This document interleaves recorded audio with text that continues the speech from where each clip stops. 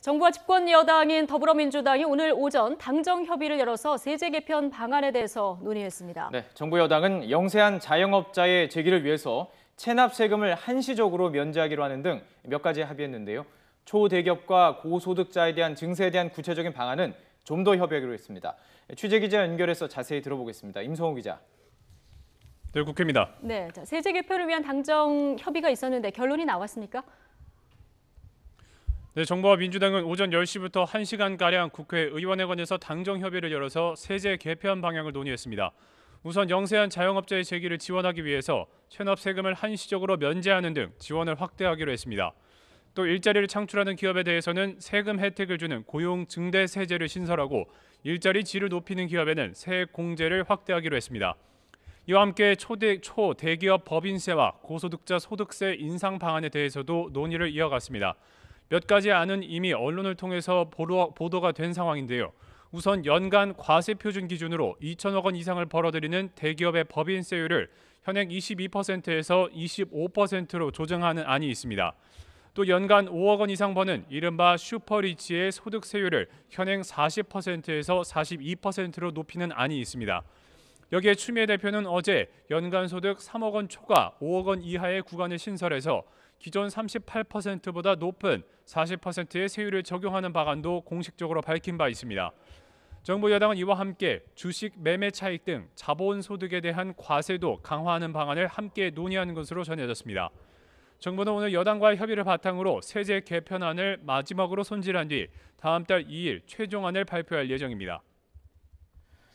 네, 그동안 이 증세 논의에 대해서 야당들은 계속 부정적인 태도를 일관해 왔는데요. 이에 대한 비판도 이어갔다고요. 네, 그렇습니다. 당정 협의에 앞서서 열린 회의에서 민주당 우원식 원내대표는 초대기업과 고소득자에 대한 증세는 국민의 뜻이라고 거듭 강조했습니다.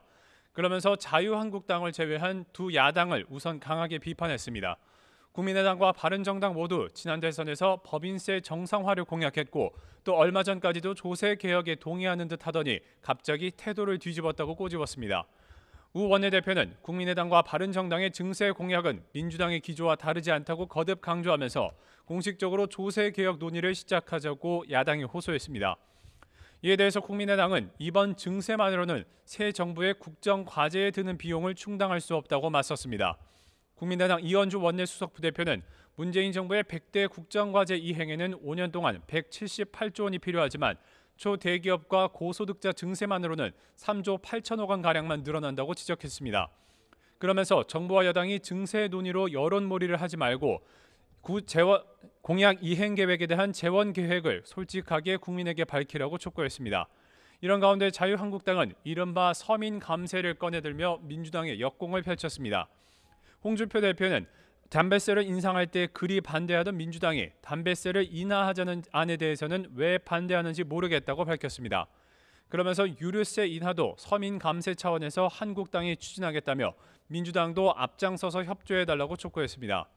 한국당은 또 민주당이 제안한 세제 개편 관련 여야정 협의체에 대해서는 문재인 정부가 야당을 국정 파트너로 인정하는 것이 먼저라며 부정적인 태도를 유지했습니다. 지금까지 국회에서 YTN 임성호입니다.